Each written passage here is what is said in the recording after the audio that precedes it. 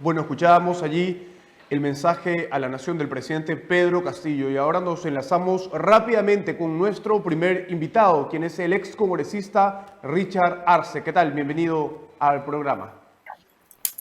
Muy buenos días, muchas gracias por la deferencia. Un gusto, como siempre, poder dialogar con Contigo TV.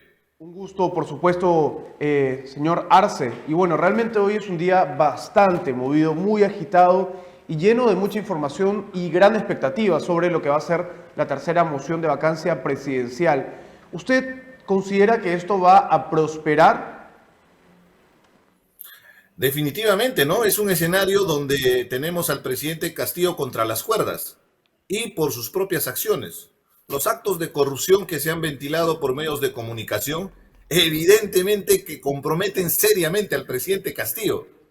Durante todo este tiempo que han salido muchos defensores e incondicionales del gobierno, hablaban de pruebas. ¿Dónde están las pruebas? Ellos quieren, creo que una foto o un video donde está recibiendo el dinero y está afirmando que está recepcionando la plata. Así no se destapan los casos de corrupción y podemos enumerar cantidad en muchos países. Y para ser más evidente, en el caso de Alberto Fujimori, que también está condenado por corrupción, no existe un Vladivideo donde Alberto Fujimori está recibiendo plata. Son a través de sus operadores, en este caso Vladimiro Montesinos, que traficaban con dinero del Estado. Y por eso estos sujetos ahora están condenados y están purgando cárcel. De la misma manera, con la misma objetividad, así sea de izquierda, Pedro Castillo está involucrado en estos actos de corrupción. Y no es que está pagando el precio de su inexperiencia, lo que está pagando es justamente su irresponsabilidad y el haber dado esa patente de corso a personajes como sus sobrinos. ¿Cómo puede ser posible que una autoridad lleve a su familia para que gobierne y peor, para que los utilice de esbirros a la hora de hacer estos actos delictuosos de corrupción? La gente que lo está acusando son los funcionarios que el propio Pedro Castillo nombró, con suficiente información sobre el grado de compromiso que tiene Pedro Castillo con actos de corrupción. Los congresistas el día de hoy simplemente tienen que actuar como corresponde a su responsabilidad, estar a la altura de la historia. Caso contrario, seguiremos evidenciando que en el Congreso de la República no solamente hay niños, hay niñas, hay congresistas topos que ya, según la colaboración eficaz, hemos visto algunos documentos del Ministerio Público, están acusándolos directamente de los beneficios que han recibido los congresistas. Entonces, veámoslo por ese lado. Es una maravillosa oportunidad para identificar quiénes son esos niños, esas niñas, esos congresistas topos que están jugando en pared con la corrupción que hay en Palacio de Gobierno. Al respecto, porque el día de ayer además hubo un panorama bastante movido, sobre todo tras las declaraciones del ex jefe de la DINI, ¿no? Que entre otras cosas indicó el señor José Fernández Latorre que él le había dado o le había avisado en todo caso al presidente sobre los hechos de corrupción vinculados a su sobrino, que había incluso una solicitud de dinero para un periodista, creo, para no emitir un reportaje, entre otros serios cuestionamientos por parte del presidente dentro de Palacio de Gobierno y dentro de su círculo más cercano, según el ex jefe de la DINI. Esa situación es una de las muestras más evidentes del grado de involucramiento que tiene Pedro Castillo con estas denuncias de corrupción. Varios datos para poder hacer el análisis. Número uno, este señor de apellido Latorre es en realidad nombrado durante su gobierno. Tengo entendido que ha sido en septiembre del 2021, que por cierto es chotano, ¿no? Es su paisano. Lo que él manifiesta evidentemente compromete seriamente al presidente, porque uno de los argumentos contundentes que menciona es que permanentemente ha estado reportando al presidente sobre las indagaciones de inteligencia que hacía, donde se evidenciaba que los sobrinos estaban cometiendo actos de corrupción y de la misma manera sus allegados, este buró político que él armó para poder gobernar el país. ¿Qué hizo Pedro Castillo? Al contrario, facilitó esas acciones para que se puedan fugar delincuentes, ¿no? Como este exministro Silva o su propio sobrino, ¿no? Que están no habidos y probablemente, según la información, están en el extranjero. Para que se entienda de manera muy sencilla, esto podemos hacer un parangón con lo que podría pasar en estos momentos. Imagínate, ¿ah? si en Estados Unidos la CIA, el Servicio de Inteligencia, denuncia al presidente Biden que ha estado encubriendo a prófugos de la justicia, que sus familiares, sus sobrinos han estado pidiendo plata a la CIA para que supuestamente hagan actividades que no le corresponden como su función. La familia no ha sido elegido, ha sido elegido Pedro Castillo. Y lo más grave, ¿no? Que ha estado encubriendo actos delictuosos de corrupción. Si no, imaginemos a la KGB rusa, ¿no? O el Mossad de Israel. ¿Te imaginas el escándalo mundial que habría en este momento de solo saber que el responsable, la máxima autoridad del servicio inteligente, el que despacha con el presidente, está acusando al propio presidente de estar involucrado en delitos y que llegó al extremo de decir que no merece el Perú tener un presidente corrupto como Pedro Castillo, ¿no? Entonces, con esto es más que suficiente y en eso quiero ser taxativo porque en el Congreso de la República el día de hoy se va a votar y ya están buscándole el pretexto, ¿no? Porque el pretexto lo que están diciendo es en la moción de vacancia no están considerados estas nuevas evidencias que involucran a Pedro Castillo. Eso en realidad es un pretexto para no votar, porque hay una cuestión objetiva. Esto no es un juicio. El día de hoy no se va a sentenciar a Pedro Castillo por 10 años de cárcel por los delitos que ha cometido. Es una acción estrictamente política. Y eso es importante que se entienda, porque los abogados de Castillo nos han estado metiendo el cuento del tema de la presunción de la inocencia, que evidentemente es un principio en un proceso judicial donde hay varias instancias. En esta instancia parlamentaria es estrictamente político y se puede sancionar defenestrándolo del cargo, sacándolo del cargo al presidente. Y ya lo hicieron, fíjate. Hace poquitas semanas, la señora Lady Camones era presidenta del Congreso. Un día viernes se destapó todo un escándalo con audios incluidos donde estaban traficando con proyectos de ley con César Acuña, el presidente de su partido. Eso fue día viernes. El día lunes estaban presentando la moción de censura y ese lunes fue defenestrada de su cargo de presidenta del Congreso de la República.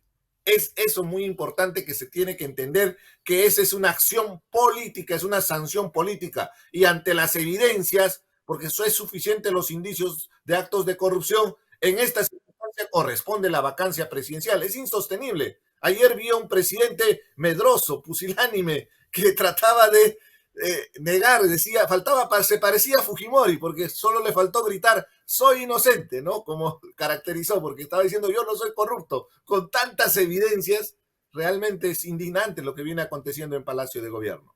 Y bueno, y también estamos sobre todo a la expectativa de lo que va a pasar en las próximas horas. A las 3 se debate precisamente esta tercera moción de vacancia.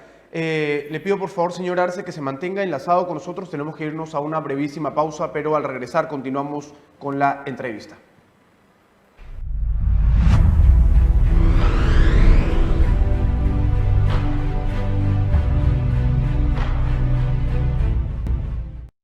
¿Qué tal? Regresamos una vez más aquí en el programa Contigo en la Política. Mi nombre es Marlo Rojas y nosotros nos enlazamos rápidamente con el excongresista Richard Arce, sobre todo porque se han conocido o el ex jefe de la DINI ha revelado hechos que vincularían al presidente Pedro Castillo. ¿Usted cree que eso debe ser considerado por el Congreso en esta tercera moción de vacancia? Definitivamente, señor Rojas, porque como te estaba explicando, la moción de vacancia tiene todo un procedimiento formal, como ha sido en principio inclusive la admisión de la moción de vacancia, se requiere un determinado número de firmas y todo lo que ya hemos tenido conocimiento. Ahora, para que los congresistas voten, se requiere solo indicios de los presuntos delitos que habría cometido, en este caso el presidente. No se requiere pruebas verificadas, como están saliendo varios defensores del gobierno, incluido inclusive los congresistas de Perú Libre y allegados al serronismo.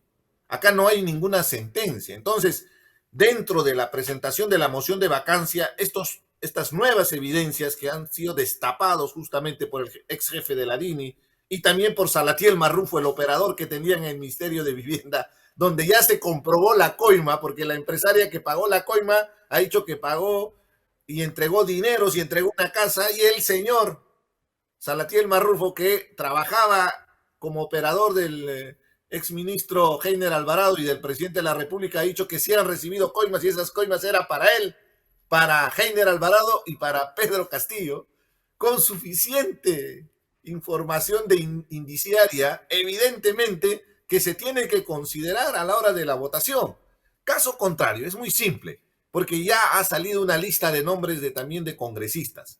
Los congresistas que van a votar y van a tratar de blindar a Pedro Castillo, tenemos que estar muy atentos para identificarlos, porque ahí vamos a tener a los niños y vamos a corroborar lo que dicen los colaboradores eficaces, que esos congresistas hasta recibieron plata, recibieron favores, nombraron a sus allegados en cargos y funciones. Está corroborado el caso de varios congresistas que han hecho nombramientos de sus allegados en funciones públicas. Ahí están los documentos de la Fiscalía. Entonces, en esta situación definitivamente que se tiene que considerar, por eso tengo la expectativa que el día de hoy va a proceder la vacancia de la República como corresponde, porque ya es insostenible. Este gobierno se cae a pedazos, no puede continuar. Ha hecho mucho daño al país, porque lo que tal vez no nos estamos dando cuenta es el impacto que tiene esos actos de corrupción en el quehacer diario de los ciudadanos que trabajan y que se sacrifican cada día para atender a sus familias. El perjuicio es para todos y todas. Eso quiero que se entienda, porque es importante que la lucha contra la corrupción tiene que ser una especie de cruzada nacional. No podemos quedarnos con los brazos cruzados. Ahora bien, si el Congreso no vaca al presidente, pasado mañana ese Congreso va a pagar los platos rotos de Pedro Castillo y también ellos serán vacados por la población. Claro, lo que usted hablaba también y hacía un análisis sobre un poco el impacto que tiene esta crisis política y estos hechos que mellan sobre todo la seguridad y la tranquilidad de la población. Ya se siente un hartazgo también en las calles por parte de los ciudadanos, quienes no ven, digamos, que la clase política esté a la altura de las circunstancias, sobre todo tras la pandemia. Y como usted también indicaba, señor Richard, esto lo que ha generado es una afectación a la institucionalidad, por ejemplo, tanto de la presidencia como del Congreso, aisladamente de quienes conformen estas instituciones. Finalmente, estos dos poderes del Estado hoy se están quedando realmente sin un respaldo de la población. Y todo esto nos hace analizar, bueno, se va el presidente Pedro Castillo, o se va el Congreso, o se van todos. ¿Quién llegaría nuevamente a tomar el poder? ¿Tenemos acaso una clase política y unos partidos políticos a la altura con candidatos idóneos? ¿O es que podemos ver de aquí a unos años a un Tauro Humala de presidente con un discurso y con una postura mucho más radical a la del propio Pedro Castillo? Por eso es imperiosa la necesidad de hacer una reforma política. La salida a toda esta crisis definitivamente es un adelanto de elecciones.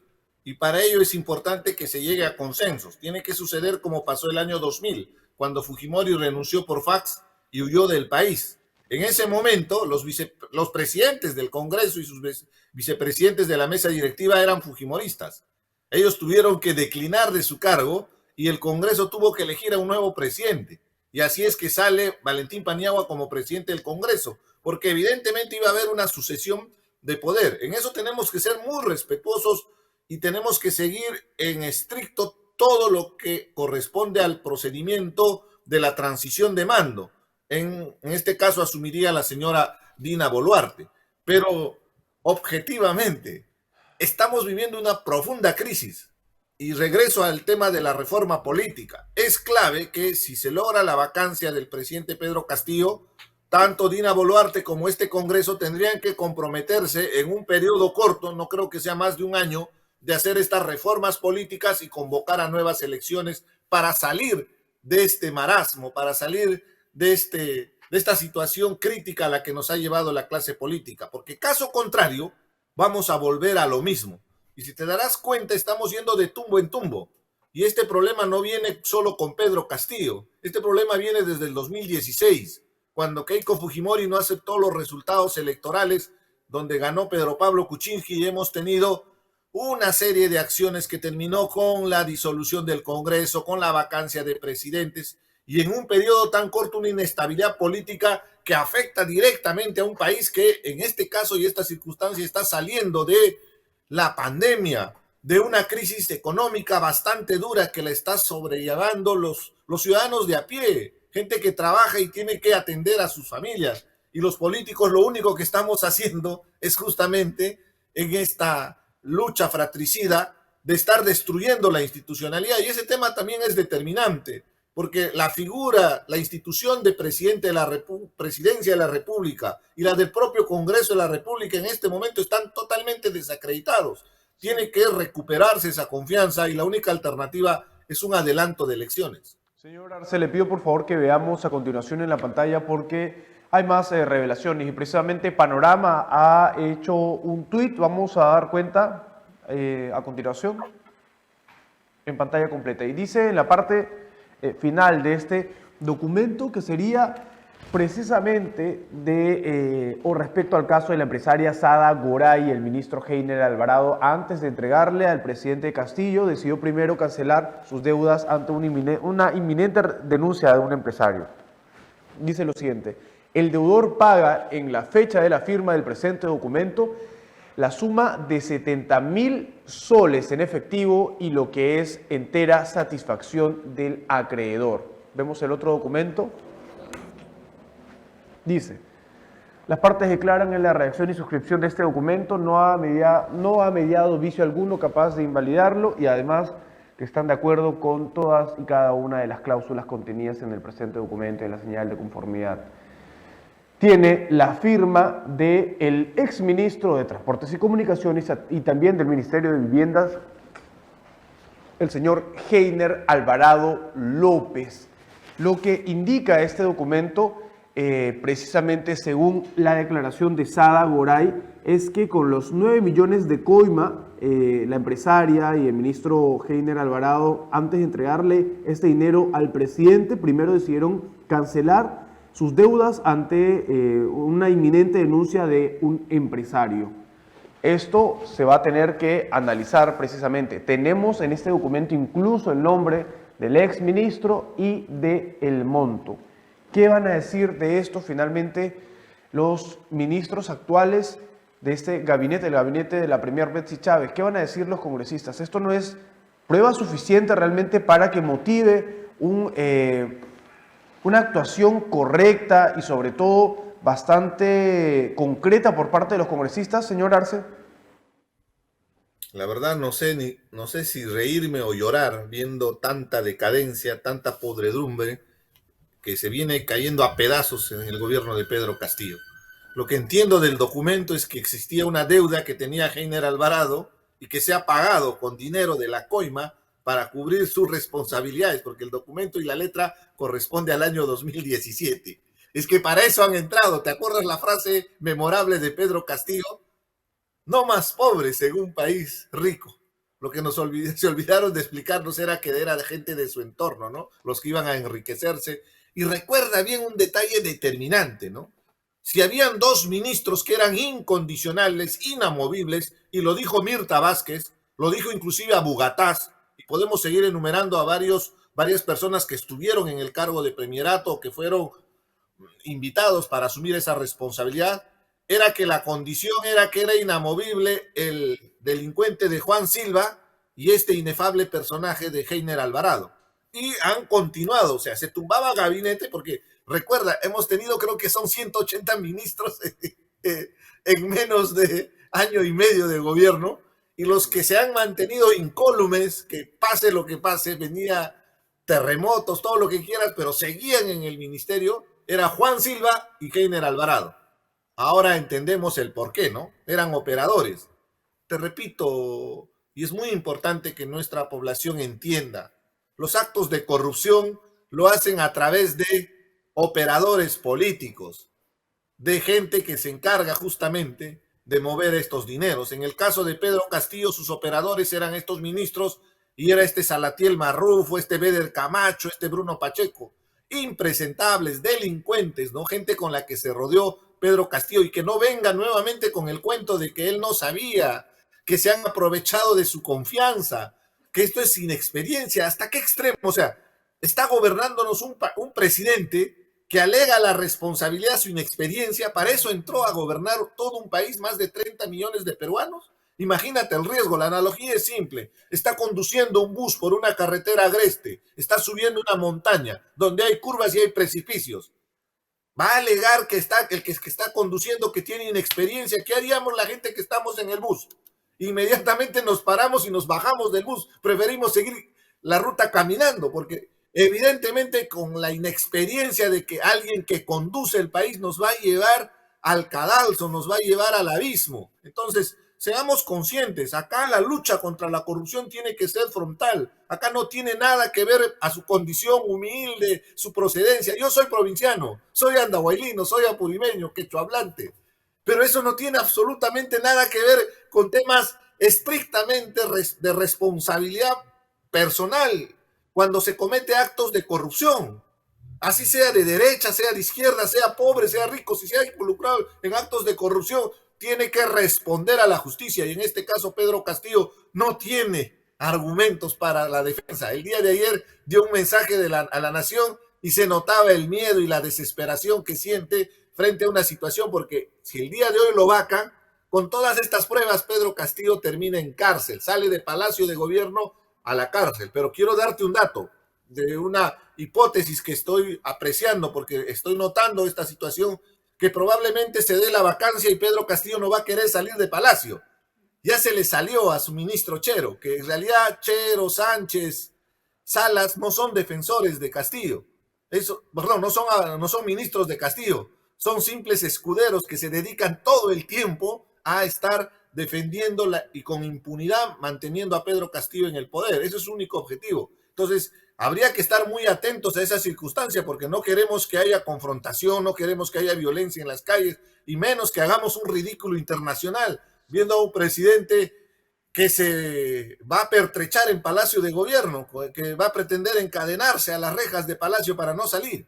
Sí, justo al respecto también hay que indicar porque previamente se había mencionado que el presidente no iba a acudir a ejercer su defensa de manera personal, que iba a enviar a sus abogados. Sin embargo, tenemos información desde Palacio de Gobierno porque hay ya un documento que da cuenta de que se solicitó la acreditación de 4 ministros. Tenemos el documento, vamos a mostrarlo por favor en pantalla completa para el público de Contigo TV. Bueno, con precisamente la firma de la premier Betsy Chávez Chino. Vamos a la parte de arriba, dice: la PCM acredita a 4 ministros para el debate de la moción de vacancia de el día de hoy. Hasta ahora solo iría el abogado del presidente. Sin embargo, ahora ya son 4 ministros quienes lo acompañarían. ¿Quiénes son?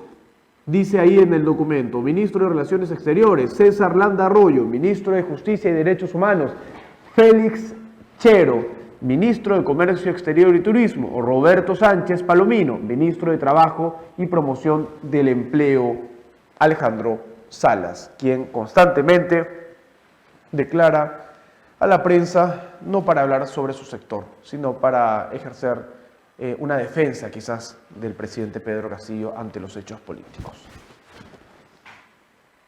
Su apreciación, señor Richard, de los ministros elegidos para acudir a este debate. Evidentemente esos ministros ni siquiera, o sea, realmente causa indignación, ¿no? Porque como tú lo has manifestado, no ejercen su función. ¿Cuál ha sido la acción sectorial que han trabajado en su cartera ministerial para atender problemas determinantes del país? Porque son sectores muy sensibles: justicia, comercio y turismo, trabajo, donde se requiere atención permanente justamente de un técnico altamente calificado. Claro, si ves los antecedentes, y vamos a ser muy duros, pero hay que expresarlo abiertamente, ¿no? Estos personajes, Sánchez, Salas, Chero, no tienen ninguna trayectoria que les garantice un ejercicio de una función tan importante como ser ministros, ¿no? Entonces, por eso se han dedicado y han tenido la suerte, es como si se hubieran ganado la lotería, ¿no? Entonces, ellos en este momento ven peligrar ese privilegio que tienen de haber sido nombrados a dedo ministros solo para poder encubrir justamente las trapacerías que hay en Palacio de Gobierno, ¿no? Es lamentable. Esperemos que estén el día de hoy en el Congreso para ver con qué pachotada van a salir a seguir negando la realidad. Esto es como querer tapar el sol con un dedo. Son tantas las evidencias y podemos seguir enumerando. Lo más interesante es date cuenta cómo progresivamente cada una de las declaraciones han ido calzando en el tiempo y sobre todo ha llegado a esta circunstancia donde ya se va corroborando cada uno de los casos. Muchos de los que ahora son colaboradores eficaces ni se conocen. Como la versión de dos personas que no se conocen se complementan o dicen lo mismo. Evidentemente que hay el acto de corrupción de por medio, ¿no? Entonces, estaremos atentos a lo que va a acontecer el día de hoy. Esperemos que el Congreso esté a la altura de la historia, porque realmente es indignante todo lo que viene aconteciendo con los actos de corrupción de Pedro Castillo. Justo para ir finalizando, además, señor Arce, tenemos ahí el tuit de la congresista Patricia Juárez de la bancada de Fuerza Popular. Dice: los ministros que piden participar en el debate de vacancia pueden ser acusados constitucionalmente porque los peruanos les pagamos para que dirijan y ejecuten acciones de su sector, más no para cual abogados ejercer la defensa de Pedro Castillo. Al parecer, el poder los ciega.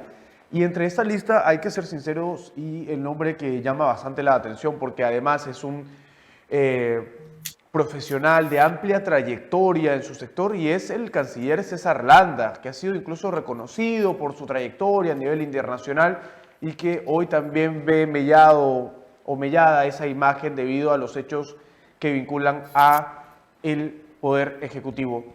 Finalmente, ¿usted cree, y con esto ya terminamos la entrevista, señor Arce, que la vacancia logre los 87 votos? ¿Se necesita para esto los votos de la izquierda? ¿Cree usted que se vaya a lograr los votos? Que Perú Libre tienen que votar, si no van apoye. a ser simplemente cómplices, ¿ah? No hay otra alternativa. Discúlpame, yo estaba justamente revisando la Constitución y es el artículo 128. Los ministros son individualmente responsables por sus propios actos y por los actos presidenciales que refrendan. Todos los ministros son solidariamente responsables por los actos delictivos y violatorios de la Constitución o de las leyes que incurre el presidente de la República. Entonces, la situación, o sea, si te das cuenta, son tan legos, son tan incompetentes que ni siquiera se están dándose cuenta que ya han cometido delitos. Esto no va a quedar en el aire. Por eso, finalmente, la actuación de Salas, Chero, Sánchez va a ser tristemente recordado como simples escuderos de un gobierno corrupto, ¿no? Y tendrán que responder ante la justicia por sus acciones. La Constitución lo establece. Y llamarle la atención también a la congresista Juárez, ¿no? En vez de estar amenazando en un tuit, yo si fuera congresista procedería con la acusación constitucional como corresponde, la denuncia constitucional, ¿no? Para que después sea a través de la subcomisión de acusaciones constitucionales el procedimiento de acusación contra estos ministros. Yo creo que evidentemente ante la carga de pruebas y evidencias que comprometen a Pedro Castillo, salir a defender en esta circunstancia como han estado haciendo la bancada oficialista, lo único que va a hacer es comprometerlos y los va a arrastrar en esta situación donde ya no hay ninguna viabilidad para la continuidad del gobierno de Pedro Castillo. En realidad, esta es la última oportunidad que tiene el Congreso para poder accionar constitucionalmente y vacar al presidente. Caso contrario, van a terminar también ellos vacados por la población, porque el grado de indignación será mucho mayor. Lo que se ha evidenciado estos días ya es insalvable. Es la evidencia, las pruebas, el compromiso que tiene Pedro Castillo con actos de corrupción, y esperemos, reitero, que estén a la altura de la historia, si no tendrán que terminar como cómplices de un gobierno corrupto. Agradecerle al ex congresista de la Nación, Richard Arce, por estar aquí conectado con nosotros y hacer este amplio análisis sobre lo que nos depara para el día de hoy y sobre lo que debe y no debe hacer el Congreso de la República ante estos hechos que vinculan al presidente Pedro Castillo. Muchas gracias, señor Arce. Un gusto como siempre, y esperemos que podamos salir de esta profunda crisis y pedirle perdón al Perú, ¿no? Porque somos la clase política, yo soy político, que nos ha llevado a esta situación con un desdén y un desprecio justamente de los problemas que acontecen en nuestro país. Muchas gracias y esperemos. Muchas gracias, agradecerle al ex congresista Richard Arce. Ahora nosotros vamos a escuchar rápidamente la declaración del presidente del Congreso, pero con eso venimos porque nos tenemos que ir a una brevísima pausa, pero regresamos con más.